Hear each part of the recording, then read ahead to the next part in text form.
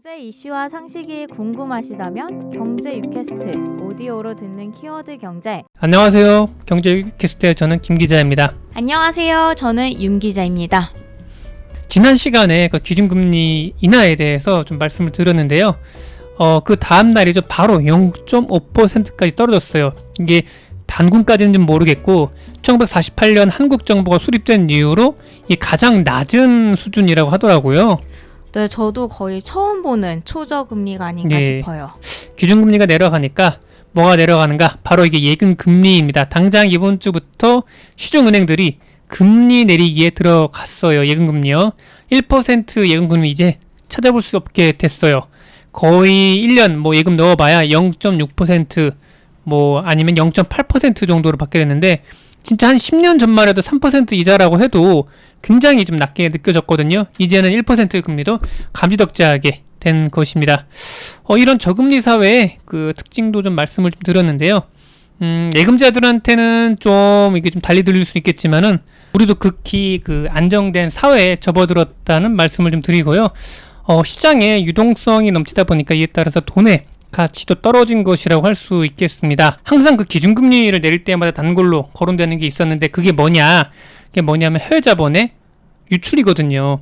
이런 두려움 때문에 기본적으로 미국이나 유럽 등 선진국보다는 우리 금리를 좀 높게 유지해야 하는 그 암묵적인 룰이 지금까지 있어 왔어요. 그런데 최근 들어서는 걱정을 좀 덜게 됐습니다.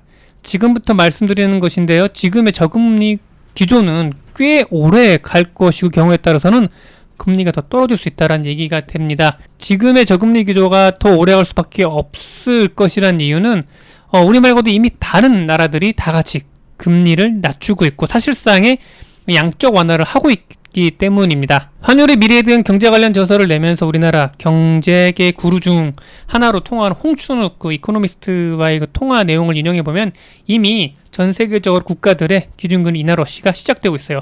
심지어 태국 저금 수준 0.5%로 내렸고요. 여기도 0.75%였는데 우리나라처럼 사상 최저인 0.5%로 내린 것이죠. 태국은 개발도상국으로 아시아권에서는 비교적 고성장하던 나라였는데 우리보다 경제 규모가 작은 호주도 0.25%로 우리보다 더 낮은 수준의 기준금리를 유지하고 있습니다. 홍 이코노미스트는 코로나19에 따른 디플레이션 상황이 우려되는 때 서둘러 기준금리를 내리고 통화정책을 써야 하고 추가적으로 0.25%로 내려갈 수 있는 가능성이 충분히 있다고 봤어요. 그래서 기회가 되면 요분도 한번 홍춘욱 이코노미스트도 한번 저희 팟캐스트에 초청을 해서 이분들의 전문가적인 식견을 듣고 싶더라고요.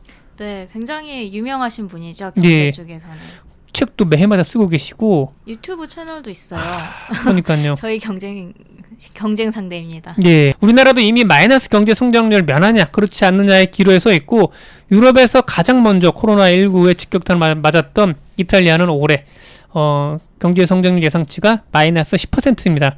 경제 규모가 축소되는 디플레이션 국면에 완연히 들어가 있다는 얘기가 되고 있는데요. 과연 우리나라도 일본처럼 장기 디플레이션 상태로 갈 것이냐를 놓고 의견이 분분하긴 합니다. 저는 안 들어가지 않을까라고 조심스럽게 예측을 해보고 싶습니다. 기간을 좀 기준으로 봐야 되지 않을까 싶기도 하고요. 그렇죠. 제가 봤을 때는 한 20년, 30년 뒤를 본다 그러면은 통일이나 아니면 다른 어떤 석유가 발견되거나 그러지 않으면은 들어가지 않을까 싶어요. 근데 또 어떻게 보면은 일본의 사례가 있기 때문에 그 사례를 봐서 이제 좀 우리는 미리 대비를 하고 이렇게 좀 준비를 할 수 있지 않을까라는 생각도 좀 합니다. 근데 이게 인구가 줄 거다. 그러니까 출산율이 떨어진다는 얘기는 이미 20년 전부터 있어 왔는데 사실 그동안 우리가 대비한다고 했는데도 안 됐잖아요. 그렇긴 하죠. 그래서 저는 좀 불안불안하긴 한데 근데 사람이 필요 없는 사회로 갈 수밖에 없는 이런 조건을 봤을 때 저출산은 어떻게 보면은 축복일 수도 있어요. 다만 위에 중국 있고 러시아 있고 일본 밑에 있고 이런 강대국 사이에 좀 껴있다 보니까 우리나라 국력 자체 약해지는 거는 쉽사리 이게 좀 불안한 요소이긴 합니다. 우리나라 유럽의 한 나라 아니면 아프리카 한 나라였으면 정말 떵떵거리겠죠. 참 지정학적 위치가 참 그렇죠. 디플레이션이 왜 걱정이냐면은 일단 디플레이션이 한번 떨어지면은 이게 다시 회복하기가 쉽지가 않거든요. 이런 디플레이션 상황은 돈을 갖고 있는 게 오히려 더 이익인 상황이죠. 그러다 보니까 은행에 예금을 하는 것보다 집에 쌓아놓는 게 더 이익입니다. 쓰는 것보다 갖고 있는 것이죠. 이렇게 소비를 미루다 보니까 경제 사이클은 더 늘어지고 경제 상황은 더 안 좋아지는 것이죠. 근데 일단 디플레이션 한번 떨어지면 다시 회복하기가 쉽지가 않아요. 이렇게 보시면 됩니다. 앞으로 있을 초유의 디플레이션 상황을 피하기 위해서는 정부는 무슨 대책을 세울 것이고 이 중 하나가 금리의 추가 인하이고 더불어서 회사채를 사는 것이죠. 금융업계에서는 그 3월달에 출범한 채권펀드를 사실상의 양적 완화로 보고 있는 것이죠. 그럼 이런 유동성이 늘어나는 시기에 뭘 해야 하는지 은행 금리도 거의 바닥인 상황에서 어떻게 투자를 해야 하는 게 좀 관건이 되긴 합니다. 이게 원금 보장이 점점 힘들어진 시대가 되는 거죠. 저금리 시대, 특히 디플레이션이 우려되는 시기가 계속되면 어떻게 될까요? 아마 집값은 계속 올라갈 것입니다. 반면 기업들의 업황은 좋지 않다 보니까 우리들의 월급은 제자리거나 깎일 확률이 높아요. 올해 들어 월급이 올랐다고 하는 사람 얼마나 있을까요?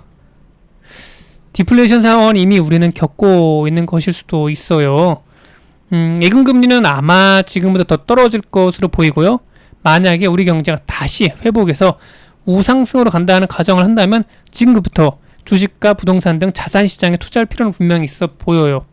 주식도 기왕이면 노령화 사회를 대비한 기적이나 제약 관련 주식 그리고 5G 등과 통신과 관련된 주식을 미리미리 적립식으로 사놓는 게 중요합니다. 팔지 않고 장기 경기 회복을 대비해서 투자를 하는 것이죠. 경기 사이클에 따라서 이들 기업들이 호황을 누릴 주식들이니까요. 집을 사는 것도 하나의 방법이 될 수 있어요. 윤 기자님 안 늦었어요. 이미 늦은 거 아닌가요? 예, 일본은 이미 30년, 35년 뭐 아니면 평생 장기 융자를 받아가지고 네. 집을 사고 평생 그거를 이제 갚으며 살고 있더라고요. 근데 실물 경기는 회복이 되지 않는데 만약에 예. 디플레이션이 온다면 실물 경기는 계속 떨어지는데 이렇게 자꾸 그런 뭐 주식이라던가 부동산 가격만 이렇게 계속 높아지면은 너무 거품만 커지는 거 아닌가요? 불안해요. 그래서 저는 2,000선 넘으면 제가 네. 넣었던 주식 다 빼려고 좀 그러고 있거든요. 2,000선 넘었죠. 예, 그래서 지금 더 오를까봐 심리가 있어서 안 빼고 있긴 하는데 2,000선은 예전에도 넘었기 때문에 예, 그래도 계속 하지 그러니까 않을까요? 그 원금을 회복했다라는 것 자체에 저는 만족하고 있어가지고 네. 조금씩 저는 이제 숏 포지션이라고 하잖아요. 그동안에 이제 롱 포지션을 갖고 있던 걸 다 숏으로 옮겨놔가지고 다시 이제 리밸런싱을 하려고 좀 하고 있어요. 네. 어쨌든 간에 서울 집값은 너무 올라가 있는 듯한데 막상 세종시나 이런 곳과 비교하면은 낮아 보이는 곳도 좀 있대요. 아직도 서울 아파트 가격이 이러냐 하는 데가 있는 거죠. 그런데 만약 우리 경제가 앞으로 계속 1%대나 그 이하의 경제 성장률을 달릴 것이라는 예상이 들면 자산 거품에 대비할 필요도 분명히 있어 보이긴 해요. 그러면서 장기 디플레이션을 대비하기 위한 것인데 채권 펀드를 산다거나 장기 보험에 든다는 것도 유리할 수가 있어요. 왜냐하면은 금리는 계속 떨어지기 마련이거든요. 지금 네. 요새 예전에 뭐 보험 들어놓으신 분들이 이익이에요. 저도 10년 전에 들어놓은 보험이 보니까 해마다 한 9만 원, 월마다 9만 원 빠져나가는 거예요. 네. 그래서 뭐야 이거 정리하려고 그랬는데 딱 보니까 보장이 괜찮아. 주변에 있는 그 보험사 사람들을 물어봤는데 바꾸지 말래. 금리 좋을 때 한 4% 요때 받은 거니까 그래서 저는 끝까지 버티고 있으려고요. 100세 보장인데. 네. 예. 아무튼 저금리 시대가 지금 계속 될 거라고 좀 보이고 있긴 하는데 어느 정도 우리 라이프 스타일도 디플레이션에 맞춰서 변해갈 수밖에 없을 것 같아요. 취업하지 못하신 분들이 또 많이 또 사회생활을 또 많이 못하시게 될 것 같고 프리타라고 하죠. 네. 예, 그런 분들 많이 늘 것 같고 좀 이게 예전에 활기찼던 사회를 지나서 어떻게 보면 우리 어릴 때 선진국을 많이 동경해왔는데 막상 선진국이 되니까 좋은 것도 별로 없는 것 같아요. 선진국이 됐는데 저는 그냥 제 생활은 똑같은 것 예, 같아요. 맞아요. 예. 하여튼 오늘 여기까지 말씀드리고 마치도록 하겠습니다. 네. 감사합니다. 감사합니다. 여러분의 구독과 좋아요는 큰 힘이 됩니다.